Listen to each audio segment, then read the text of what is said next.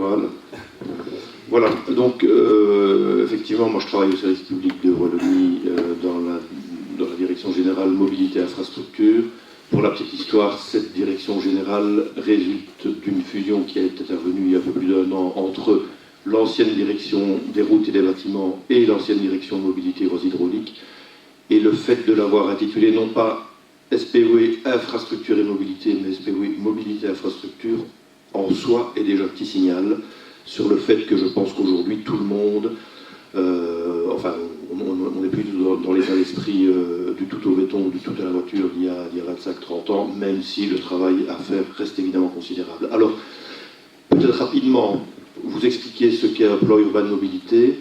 Donc, le décret de 2004 relatif à la mobilité locale crée deux outils, les plans communaux de mobilité, qui sont évidemment de très loin les plus répandus aujourd'hui, puisque quasiment 2/3 des communes de Wallonie ont leur premier, leur deuxième ou leur troisième plan communal de mobilité.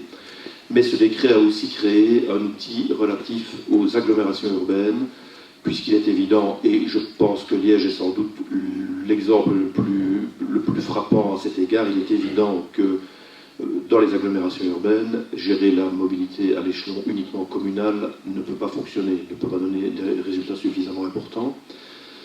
Le PUM de Liège est le premier, qu'est-ce qui s'est passé là? Le PUM de Liège est le premier qui a été, comment est-ce que je suis à 7? C'est pas grave, je reviens en arrière. Et le premier qui a été, et le seul jusqu'à présent d'ailleurs qui a été entrepris en région Wallonne, il y avait eu un premier essai dans les années 2007-2008 qui n'a pas abouti. On a donc remis le travail sur le métier fin 2017 pour une étude qui s'est terminée en 2018, qui a fait l'objet d'une enquête publique à laquelle peut-être certains d'entre vous ont participé, et puis qui a fait l'objet d'une approbation par 23 des 24 conseils communaux concernés. Si la 24e commune ne l'a pas approuvée, c'est parce qu'à l'époque, elle n'avait pas encore de majorité communale.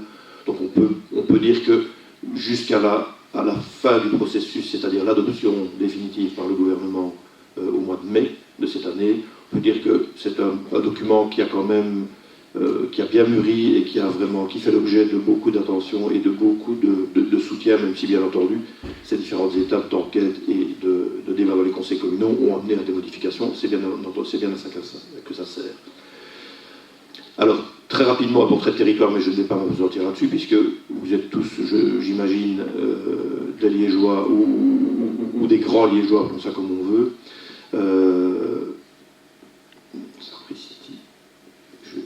J'ai le doigt un petit peu trop lourd. Voilà. Donc, peut-être rappeler rapidement, remettre les choses dans leur contexte. L'agglomération de Liège, en l'occurrence ici les 24 communes de l'arrondissement, c'est 625 000 habitants, 17% de la population de la région. C'est une dynamique contrastée à de nombreux égards, mais particulièrement au niveau démographique, entre le territoire central de la ville de Liège et les autres communes, et particulièrement entre la première et la troisième couronne, nous y reviendrons. Rappelez peut-être aussi qu'il reste un potentiel foncier constructible au sens du plan de secteur qui reste quand même considérable et qui n'est pas nécessairement toujours bien localisé. On parlait tout à l'heure, je pense que l'exposé précédent a bien montré l'importance du facteur territoire et du facteur centralité pour les comportements en matière de mobilité. Donc ce sont des choses auxquelles il faut prêter beaucoup d'attention. En matière d'emploi, on a donc 17% de la population, on a 19% des emplois totaux wallons dans l'arrondissement, dont 45% sur le territoire de la commune centrale de la ville de Liège. Et donc c'est quand même quelque chose d'important. C'est une centralité qui reste forte et qu'on observe en général, pas nécessairement ailleurs dans d'autres sous-régions urbaines de Wallonie. Avec encore une fois ici une évolution forte depuis une trentaine d'années, non seulement en termes résidentiels mais aussi en termes d'emploi de la seconde couronne. Et une caractéristique tout à fait particulière, c'est que, comme vous pouvez peut-être le deviner en voyant le slide, vous voyez quand même des gros points concentrés dans la zone nord de l'agglomération et des points dans la zone sud, beaucoup plus réduits, alors que par contre, en matière de répartition de la population, c'est plus équilibré. Donc ça pose évidemment un problème de mobilité interne au sein de l'agglomération. Ce problème risque de s'accentuer parce que quand vous voyez ici, il s'agit d'une carte qui vous présente de façon très générale les principaux projets en cours de développement, ce déséquilibre n'est pas corrigé. Il y a aussi un autre enjeu particulier sur la réhabilitation des anciennes friches industrielles, particulièrement dans la zone de fond de vallée, mais ça ne suffirait pas à tout rééquilibrer, et par ailleurs le travail n'est pas très facile, mais nous y reviendrons tout à l'heure. Rappelez peut-être aussi, c'est pas du tout pour faire du cocorico, c'est simplement pour placer le cadre, que nous nous situons bien face au premier pôle commercial de Wallonie, que nous avons des polarités commerciales à la fois denses, qui restent denses sur le centre-ville élargi, même si vous connaissez comme moi les pôles qui se sont très fort développés au nord-ouest de l'agglomération, autour d'un marchand de meubles bien connu, et surtout un constat selon lequel depuis une vingtaine d'années, 46% des nouvelles surfaces accordées en matière commerciale ont été en seconde couronne. Et donc là, il y a une évolution qu'il faut vraiment garder à l'œil et qu'il faut essayer de maîtriser beaucoup mieux. Alors en matière de mobilité maintenant, quelques observations. Il est très difficile d'avoir des comptages. Les seuls comptages dont nous disposons en matière de mobilité, c'est d'une part maintenant des comptages extrêmement précis des flux du TEC, puisque depuis 3 ans maintenant que nous avons les cartes sans contact, tous les déplacements, enfin presque tous les déplacements, sont pistés à l'arrêt près. Donc là, nous avons maintenant des informations très intéressantes. Par contre, en matière routière, nous n'avons que des comptages uniquement sur le réseau autoroutier. Inutile de vous dire qu'avec ça, on n'est pas très aidé. Donc on a fait l'acquisition de données auprès d'un opérateur de téléphonie mobile. Après toute une série, on a découpé la zone évidemment en une multitude de cellules de sous-zones, ce qui nous a permis de faire les observations suivantes, après évidemment toute une série de redressements. Donc pour les déplacements qui ne se limitent pas, de mémoire, je crois qu'on a environ 140 sous-zones dans l'arrondissement. Donc pour les déplacements qui ne se limitent pas à des déplacements internes à chacune de ces 140 sous-zones, on a donc 850 000 déplacements quotidiens, dont presque 500 000 dans la zone la plus centrale de l'agglomération, 133 000 entre la première et la deuxième couronne, et 113 000 qui restent dans la seconde couronne.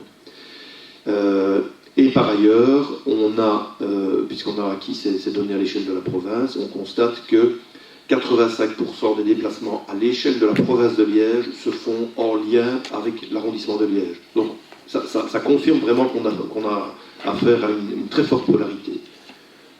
Je pense que si le jour où on fera l'exercice dans la province de Hainaut, on aura des résultats certainement très différents parce que le territoire vit de façon très différente, il est structuré de façon très différente. Alors, je vous disais qu'on avait des grosses difficultés à avoir des données, donc on a aussi avec d'autres données, entre autres,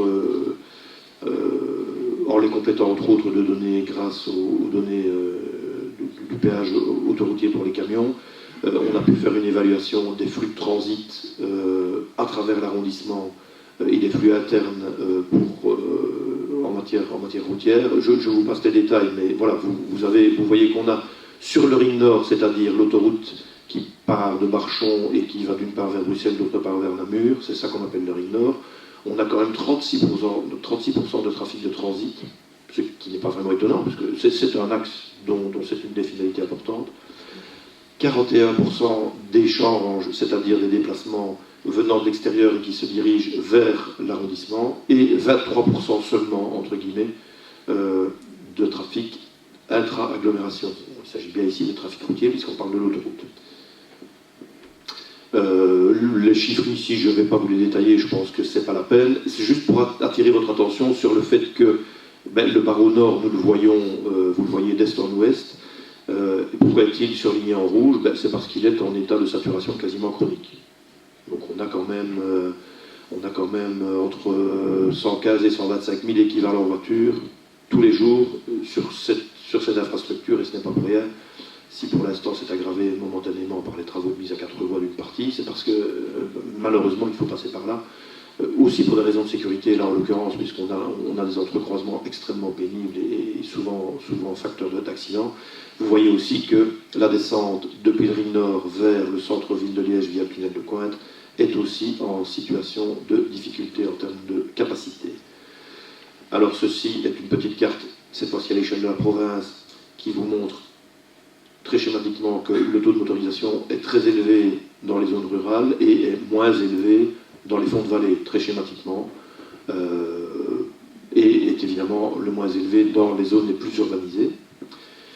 Alors, un petit baromètre qui est le baromètre que fait TomTom toutes les années en matière de congestion. Donc vous voyez qu'en Belgique, Bruxelles est évidemment l'agglomération la plus congestionnée, suivie d'Anvers, suivie de Louvain, et Liège est stationnaire à grosso modo 20%. Maintenant, il faut remarquer que le réseau à grand gabarit de type autoroutier est 2 fois moins saturé que le réseau urbain. Donc ça, c'est aussi quelque chose d'important parce qu'évidemment, le réseau urbain, ben, c'est aussi lui qui doit accueillir les cyclistes, c'est aussi lui qui doit accueillir les transports communs. Et donc là, il y a un véritable enjeu d'essayer de bien traiter ce type d'enjeu. Alors, le réseau ferroviaire, ben, j'imagine que vous le connaissez, donc un réseau ferroviaire en étoile avec 7 branches, enfin c'est 7,5 si on se dit qu'il y en a une qui se divise en 2, qui part vers Luxembourg et l'autre vers Marche, avec le développement progressif d'un réseau d'agglomération, j'y reviendrai tout à l'heure, et avec, ça c'est important aussi, même si ce n'est pas encore très connu, la création du CityPass. Le CityPass, c'est quoi? C'est un titre de transport qui n'est aujourd'hui accessible que pour les abonnés, qui vous permet, avec le même titre de transport dans la zone qui est pointillée en bleu, que vous voyez au centre de l'agglomération, qui vous permet de prendre indifféremment le train ou le bus, et demain le tram. Donc c'est évidemment un atout important pour encourager les personnes à sortir de leurs habitudes de ne prendre que le bus, par exemple. Parce qu'en général, quand on s'aperçoit qu'avec le même type de transport, on peut prendre le train, pour autant que le train convienne à un déplacement qu'on peut faire, on gagne quand même beaucoup de temps. Alors, sur le réseau de bus, les petits points ici, je vous parlais tout à l'heure des statistiques des montées aux arrêts, ce sont les statistiques de montées aux arrêts. Voilà. Et donc, vous voyez une très très forte utilisation du réseau, du TEC, dans les zones les plus centrales. Vous voyez des espèces de zones qui sont entourées d'un trait noir. Ce sont des zones qui sont aujourd'hui sans doute relativement sous-desservies, pour lesquelles il y a un effort à faire. Il faut quand même se rappeler que 42% de tous les voyageurs utilisant le bus en Wallonie se déplacent dans l'agglomération de Liège. Et quand je dis l'agglomération de Liège, c'est la zone centrale de l'arrondissement. Et donc vous voyez que le transport en commun a vraiment un rôle important sur Liège, et vous voyez que c'est aussi un très fort enjeu de faire en sorte que les conditions ne continuent pas à se dégrader, mais au contraire s'améliorent, parce que sans ça, on n'y arrivera pas. Le PUM s'est appuyé sur toute une série d'études évidemment qui préexistaient, entre autres une étude qui a été réalisée à partir de 2015-2016, qu'on a appelée l'étude des 14 axes structurants en bus.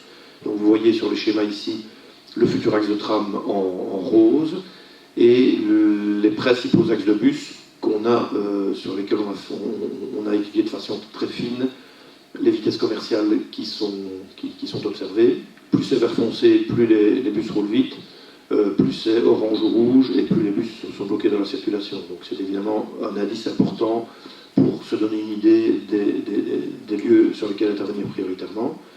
Alors pour compléter la carte, l'état des lieux, un petit état des lieux de l'offre actuelle des itinéraires cyclables qu'on peut qualifier de structurants, qui sont principalement du Ravel.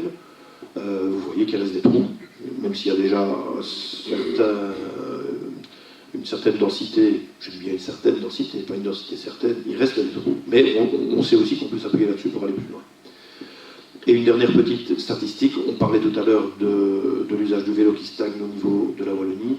Ceci, ce sont des comptages qui ont été faits par la ville de Liège. Nous n'avons pas malheureusement, aujourd'hui en tout cas, de comptage à l'échelle de l'arrondissement, mais qui montrent que en milieu urbain, incontestablement, la tendance est vraiment à l'augmentation forte du nombre de cyclistes, et c'est une remarque d'ailleurs qui est revenue avec une constance vraiment très très grande lors de l'enquête publique. Qu'est-ce que vous attendez pour faire des trucs en faveur du vélo? On veut pouvoir se déplacer à vélo, mais il faut vraiment des actions. Alors, puisque un des thèmes est de voir comment mieux articuler mobilité et développement territorial. Le décret de 2004, dans le cadre des PUM particulièrement, met un accent très fort sur la coordination entre développement territorial et mobilité. Et la chance ici, c'est que le PUM a pu s'appuyer sur une étude qui avait été commanditée par la conférence des bourgmestres, qui s'appelle le schéma de développement de l'arrondissement de Liège, dont évidemment on n'a pas tout repris, mais dont on a repris les orientations principales.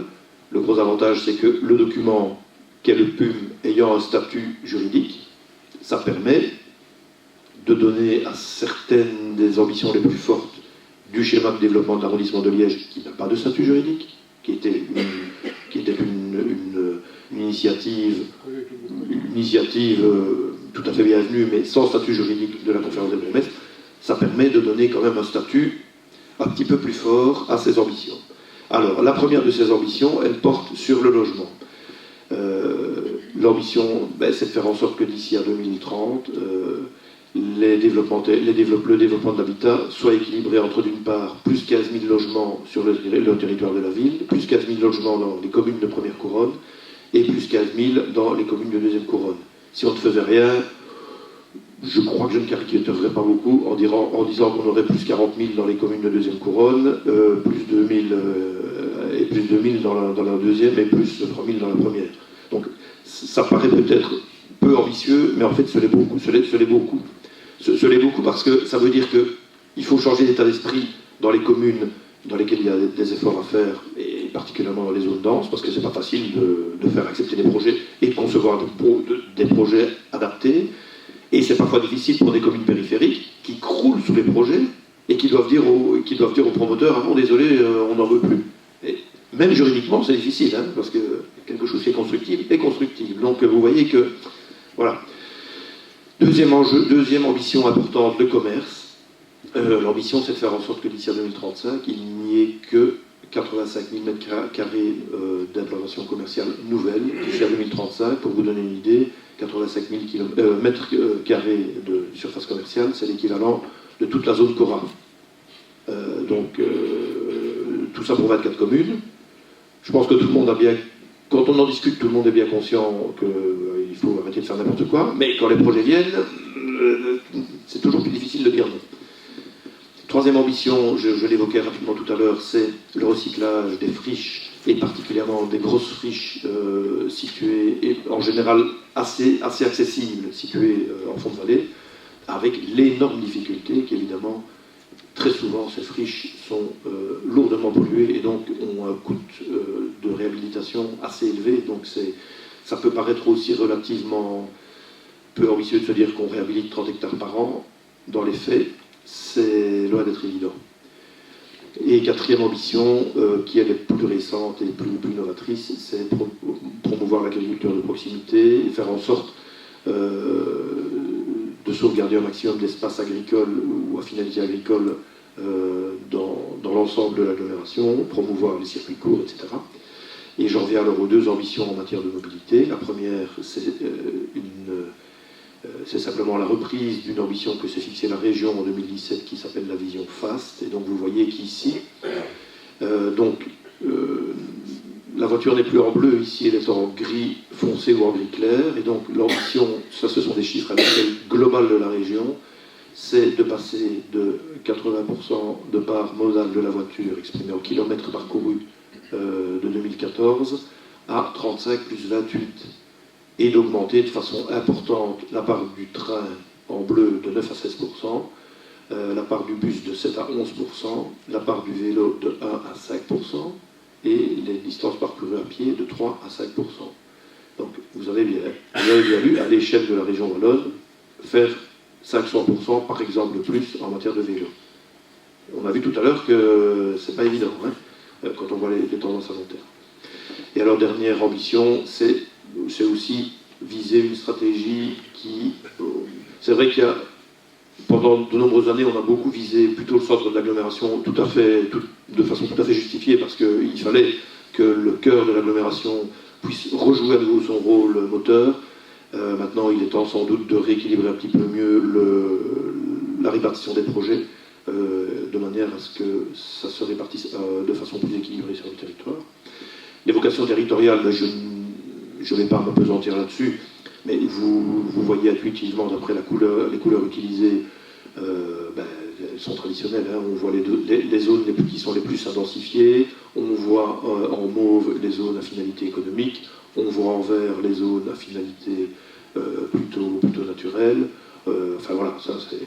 Mais ce qui est plus intéressant, c'est qu'on a surimprimé sur cette carte une ambition mobilité, parce qu'évidemment, poursuivre le même type d'objectif à Bassange ou à Seraing, ça n'aurait pas beaucoup de sens. Et donc, on a fixé ce qu'on appelle on a fixé 3 zones. Les zones 1, c'est grosso modo la zone de fond de vallée de Chênay enfin, de fond de vallée et extension malgré tout, de Chênay jusqu'Hirstal, jusqu'à la Citadelle, plus le fond de vallée de Seraing et de Flémal, plus le centre dense et plus le centre de Fléron. Ça, c'est ce qu'on appelle les zones urbaines denses. Vous voyez que là, nos objectifs généraux de la vision FAST dont je vous parlais tout à l'heure sont évidemment déclinés de façon beaucoup plus ambitieuse en matière de mode actif, puisqu'on ambitionne d'avoir entre 30 et 40% d'ici à 2030 de déplacements qui seront faits dans les zones denses en mode actif, entre 30 et 40% qui seront faits en transport en commun, et entre 20 et 30% qui seront faits en voiture. N'essayez pas de totaliser les fourchettes, on est dans des fourchettes. Bah oui, par définition. Voilà. Et par ailleurs, nous avons aussi un des gros enjeux, c'est de faire en sorte de savoir avec plus de précision dans les mois qui viennent d'où nous partons, parce que ces chiffres-là, nous ne les avons que de façon très partielle. Dans la deuxième zone, la zone qui est entourée d'un trait brun, c'est ce qu'on appelle la zone à haut niveau de service. Donc c'est la zone dans laquelle les efforts seront les plus concentrés pour améliorer de façon très importante la qualité dans tous les sens de l'offre de transport public. Et donc là, vous voyez à nouveau une autre déclinaison. On garde la même ambition en matière de part modale des transports publics. On diminue les ambitions pour les modes actifs, puisqu'on a en général des distances plus importantes à parcourir. Et les parts modales de la voiture augmentent par rapport à la zone urbaine dense. Et puis alors, nous arrivons dans la zone la plus périphérique, où très logiquement, la part de la voiture restera importante, même si elle serait nettement moins importante qu'aujourd'hui, hein, néanmoins. On a évidemment des objectifs en termes de part modale transport en commun moins élevés, également en matière de mode actif, toujours principalement pour des raisons de distance. Alors, je ne vais pas m'apesantir non plus sur ces diaci. Elle vous montre, c'est une illustration locale de ce que M. Paulès nous a expliqué tout à l'heure en matière de tendance, si rien ne change. Voilà. Avec un enjeu très particulier qui se pose dans les zones urbaines, qui est l'enjeu du stationnement. Parce que, à la limite, si même demain on arrivait à avoir moins de voitures, ces voitures, elles encombrent quand même nos rues. Si on a multiplié l'essence interdite depuis 20 ou 30 ou 40 ans, c'est pas pour faire mieux rouler les voitures, c'est pour faire mieux stationner les voitures. Et c'est quelque chose qui ne va pas être... on peut mettre en place des stratégies de mutualisation de voitures, etc., etc. Tout ça sera très lent et tout ça va continuer à poser des questions importantes. Donc la gestion du stationnement va rester un enjeu extrêmement important, parce qu'évidemment on est tous d'accord sur le fait qu'il faut faire des efforts, sauf pour notre voiture à nous, évidemment, parce qu'on n'a pas le choix, que, bon, ça, on va l'entendre 1000 et une fois, c'est évident. Ici, une autre déclinaison des axes sur lesquels on aura de gros problèmes qu'il nous faut anticiper. Je ne m'apesantis pas là-dessus, je pense que le schéma parle de lui-même. Un autre enjeu important qui change aussi la donne, c'est l'émergence du vélo à assistance électrique. Pourquoi ? Pour deux raisons, pour 3 raisons. D'une part parce que, évidemment, il augmente de façon importante le rayon d'action du cycliste. D'autre part parce qu'il réduit de façon très importante aussi l'obstacle qui est souvent très ressenti, et c'est logique à Liège et dans la région, qui est l'obstacle du relief. Et d'autre part, troisième facteur, parce qu'évidemment, il faut veiller à faire en sorte que la cohabitation entre vélo assistance électrique, qui ont évidemment des caractéristiques cinétiques bien différentes, et vélo classique et piéton, soit bien gérée et se passe de la meilleure façon possible. Donc ça va nous obliger évidemment à réfléchir différemment en termes d'infrastructure. Le potentiel du ferroviaire, je ne m'apesantis pas très fort, sauf peut-être Donc vous voyez à nouveau l'étoile ici, avec chaque ligne qui représente à terme l'ambition qui est définie en termes de nombre de passages par heure. Et le schéma d'en dessous vous montre en fait que aujourd'hui, donc sans disposer encore d'une offre aussi abondante que celle qui fait l'objet du schéma au-dessus, aujourd'hui déjà, on conserve des réserves de capacité très importantes dans les trains. Et donc, utiliser davantage de trains pour les déplacements d'agglomération et les déplacements urbains a du sens, a beaucoup d'intérêt, d'où l'intérêt de la mise en place, enfin de faire progresser cette prise de conscience de l'intérêt d'une tarification intégrée entre autres. Alors ceci, c'est les différentes perspectives d'évolution des transports en commun selon différentes hypothèses. L'hypothèse la plus haute, c'est celle du plan phase 2030, vous voyez, oui, il faut faire plus de 175% de déplacements en transport en commun. Donc ça demande évidemment des actions très, très ambitieuses et très complexes à mettre en place, puisque l'espace, par définition, est compté, et particulièrement au milieu urbain. Ceci, je ne m'appesantis pas là-dessus, c'est un extrait de l'étude 14 axes qui vous montre juste que à l'hyperpointe du soir, on a la ligne horizontale, c'est 18 km à l'heure, donc vous voyez qu'il y a certaines lignes qui ne s'en tirent déjà pas trop mal aujourd'hui, mais vous voyez par contre que d'autres, que pour d'autres lignes les plus importantes du réseau, des efforts importants sont à faire. En matière de fréquence, on a déjà des fréquences assez élevées. Alors on peut certainement, sur certaines relations, augmenter les fréquences, mais le raisonnement va vite se trouver confronté à la réalité, surtout si on n'agit pas en même temps sur la régularité des bus. Pourquoi ? Parce qu'évidemment, si on a des bus trop proches en termes de minutes, il suffit de moindre incident, le deuxième bus rattrape le premier et tout le système part à volo, et donc on ne peut pas atteindre des fréquences hyper élevées. Il vaut sans doute mieux d'agir à la fois sur la taille, effectivement, donc la capacité du matériel roulant, et sur sa régularité, sur sa fiabilité. Voilà, ici, un petit schéma qu'il est toujours bon de rappeler.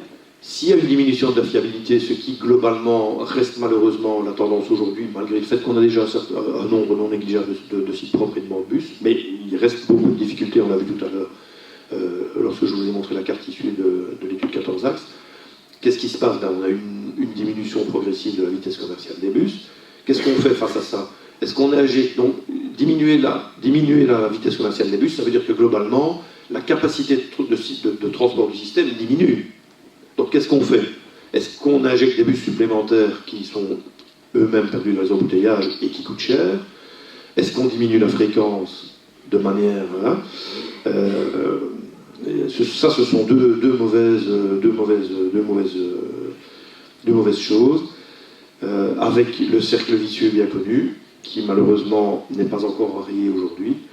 Les bus perdent de leur attractivité, les personnes qui ont le choix abandonnent le bus, reviennent à la voiture, et le cercle vicieux se poursuit. Donc on va voir qu'il y a toute une série d'actions qui sont proposées pour remédier à ce cercle vicieux, et nous en arrivons donc au plan d'action.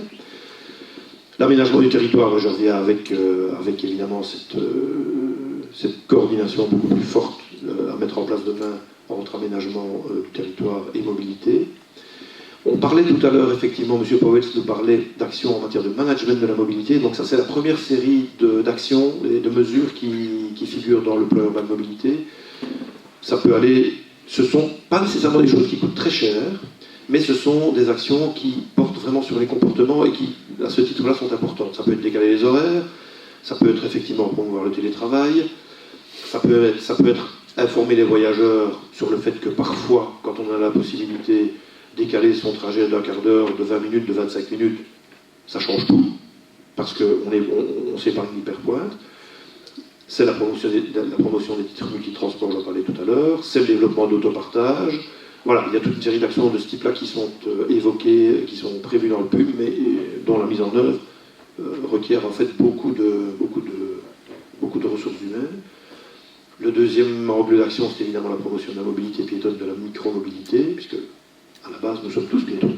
Que nous soyons même le plus endurci des automobilistes, il est piéton. La personne qui prend le transport en commun, il est piéton. Donc il y a évidemment toute une série d'actions très importantes à mettre en place. Maintenant, ce qui est un peu compliqué, c'est que certaines personnes n'ont pas toujours bien compris dans le cadre de l'enquête publique ou dans le cadre de débats que nous faisons sur ce sujet, c'est qu'évidemment, à l'échelle du PUM, c'est-à-dire à l'échelle de l'agglomération, on ne va pas faire une liste d'actions concrètes à faire. C'est à l'échelle locale que ce type d'action doit se développer. Donc ici, on définit une série de stratégies et on espère pouvoir mettre en place progressivement des outils un petit peu globaux dont les communes pourront se saisir. Mais selon toute vraisemblance, on ne va pas non plus... 90% des routes sont des routes communales. Donc la région ne va pas pouvoir faire le travail des communes à leur place, même si elle va s'efforcer de mieux les guider, de mieux les assister, mais ce n'est pas la région qui fera le gros du travail. Mobilité cyclable, je vous le disais, des attentes très très fortes. Alors, c'est assez attendu ce que je vais vous dire ici. Finaliser les liaisons à longue distance, couvrir tout le territoire de points nœuds, donc les points nœuds, ils sont davantage à destination touristique, mais ils sont quand même intéressants parce qu'ils permettent parfois de remettre certaines personnes à vélo. Intensifier toute une série de services à destination des cyclistes, je ne vous le détaille pas, vous les avez ici. Faire un effort très important sur du stationnement vélo sécurisé, et là aussi ce sera évidemment en lien très étroit avec les communes, en lien très étroit avec les projets immobiliers. Tout ça, c'est un travail de longue haleine, mais qui doit être entrepris de manière systématique. Et ça, je pense que c'est important d'entrer enfin dans une stratégie plus systématique. L'action la plus forte qui sera réalisée dans le cadre du PUM par la région, encore une fois avec les communes, c'est le développement de 15 corridors vélos structurants qui permettront à terme de toucher jusqu'à 300 000 habitants. Et donc vraiment, on aurait le cœur de l'agglomération qui serait beaucoup plus accessible à vélo. L'idée, c'est vraiment de faire ce que certains appellent parfois, pas très élégamment, des autoroutes à vélo, c'est-à-dire des infrastructures qui sont vraiment l'épine dorsale des réseaux cyclables communaux, sur lesquels les réseaux cyclables communaux viendront se greffer. Un petit exemple, parce qu'on a aussi étudié déjà un petit peu ce concept dans le cadre de l'actualisation qui est en cours du plan communal de mobilité de la ville de Liège. Donc vous avez une petite idée ici, mais encore une fois, on est encore à l'échelle du schéma, hein, on n'est pas encore dans des plans opérationnels, mais voilà, vous avez une petite idée du type d'épine dorsale que pourraient constituer ces réseaux. Ce que vous voyez en rouge ou en orange, c'est ce qui est à aménager. Vous voyez qu'il y a encore du boulot. Hein, ça, toute personne n'en doute. Alors en matière de bus, on parlait tout à l'heure de capacité. Entre le tram, 300 personnes, parce que ce que vous voyez là, c'est un peu moins de la moitié du tram. Hein, il faut imaginer quelque chose de beaucoup plus grand. Et les bus standards que vous connaissez tous, qui sont les bus à une caisse, vous avez deux formats intermédiaires. Celui qu'on connaît, qui est le bus articulé, et celui qu'on ne connaît pas encore, qui est le bus biarticulé. Forcément, plus le gabarit est important, plus le débit par heure possible est important.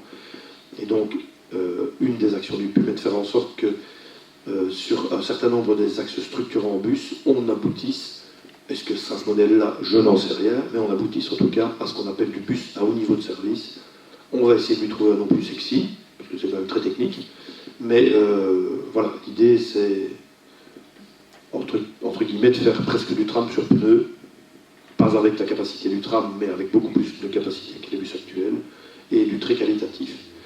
Alors, forcément, ce sera une action sur le matériel roulant, sur l'infrastructure, puisqu'il nous faut des mesures de priorité, sinon ça ne marchera pas, et sur l'exploitation, c'est-à-dire tout ce qui concerne la manière dont on peut utiliser facilement ce type d'offre. Une idée très schématique de ce à quoi pourrait ressembler demain le réseau des lignes les plus structurantes. Donc, venant s'ajouter encore une fois les lignes de tram, vous avez en rouge les futurs axes de bus à haut niveau de service tels qu'ils sont envisagés aujourd'hui. En orange, d'autres lignes qui seront très structurantes, mais sur lesquelles on n'arrivera sans doute pas à avoir autant de mesures de priorité, donc on aura peut-être des vitesses commerciales un tout petit peu moins élevées, mais ce sont quand même des lignes qui sont très structurantes du réseau. Et puis évidemment, tout le reste. Les autres bus ne vont pas disparaître, hein, ça va de soi. Mais je ne vais pas vous présenter un plat de spaghetti. En matière de rail, on a déjà vu tout à l'heure ce schéma, ça c'est l'ambition à 2030 en termes de fréquence, avec aussi, donc arriver à 6 lignes de type suburbain, avec un matériel roulant adapté, avec si possible aussi des points d'arrêt où les quais soient à niveau et pas des machins où on manque parfois de se casser la jambe quand on descend du train de façon un petit peu trop rapide. Mais tout ça viendra. Hein. La réouverture prévue de 5 points d'arrêt, et encore une fois l'intégration tarifaire. Alors, bien entendu, tout ça doit fonctionner de façon extrêmement intégrée, multimodale. Donc la multimodalité, elle repose sur deux choses. D'une part, vous avez les carrés multicolores là, qui vous présentent ce qu'on appelle des pôles multimodaux, qu'on envisage au nombre de 24. Est-ce que ce sera 20, est-ce que ce sera 26, est-ce que ce sera 22, est-ce que ce sera 24? Aujourd'hui, c'est 24 en tout cas. Je ne détaille pas le dessin, mais vous voyez tout de suite que nous avons 4 tailles de carrés différents selon la nature du pôle. Évidemment, le pôle des Guimelles est un pôle métropolitain, donc c'est plus grand. Nous avons alors la taille intermédiaire qui sont des pôles à l'échelle de l'agglomération, et nous avons des pôles à l'échelle plus locale. Vous voyez aussi des carrés bleus plus ou moins foncés. Ça, il s'agit des projets de parcs relais, c'est-à-dire des points dans lesquels on proposera aux automobilistes venant de l'extérieur de laisser leur voiture pour poursuivre en transport commun, ou à vélo, pourquoi pas. Voilà. Là, avec là aussi une distinction entre des pôles plutôt à échelle d'agglomération et des pôles plus locaux. Alors, bien entendu, le plan urbain de mobilité, il s'occupe aussi de routes, inévitablement. D'une part parce qu'on aura des réductions de capacité routière en certains points. Plus on se rapproche évidemment du centre, plus l'ambition de récupérer de l'espace public en faveur des habitants, en faveur de la vie urbaine, en faveur des transports en commun, en faveur des modes actifs est forte. Même si aujourd'hui sur le barreau nord on est en train de mettre à 4 voies une partie du barreau, il va de soi qu'il faut aussi mettre en place des équipements de manière à beaucoup mieux réguler les flux. Et par exemple, faire en sorte que quand on a vraiment énormément de flux, d'abord on ne pourra pas élargir à l'infini et ça n'aurait pas de sens. D'autre part, on sait que plus on réduit la vitesse, plus la capacité d'écoulement augmente. Et donc, quand on a des flux très importants, on aura une signalisation qui vous dira là, on roule à 70 ou à 60 à l'heure, et la nuit, on sera peut-être de nouveau à 110 ou à 120, ou on plafonnera à 90, ça on verra bien, mais il y a toute cette stratégie-là qui est en train de se mettre en place. Et évidemment, en centre-ville, une politique de stationnement volontariste que je ne détaille pas ici parce que ce n'est pas le lieu, géographiquement parlant, mais c'est une pièce du puzzle essentielle. Tout ce qui concerne le covoiturage, la multi-utilisation de la voiture, bien entendu. Sécurité routière, je ne vais pas m'apesantir là-dessus, je pense que tout le monde perçoit. Voilà. Il y a aussi quelques mots sur le transport de marchandises, mais très honnêtement, en un an d'études, on n'a pas du tout pu aller au cœur du sujet.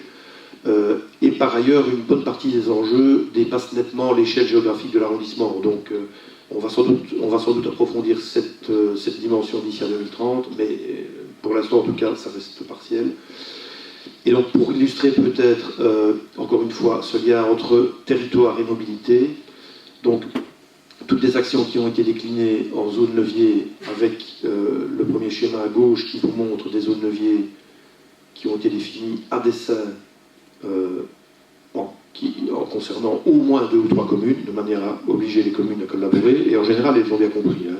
Certains continuent à tirer un peu la couverture à eux, mais globalement, on n'est plus du tout dans l'état d'esprit d'il y a quelques années.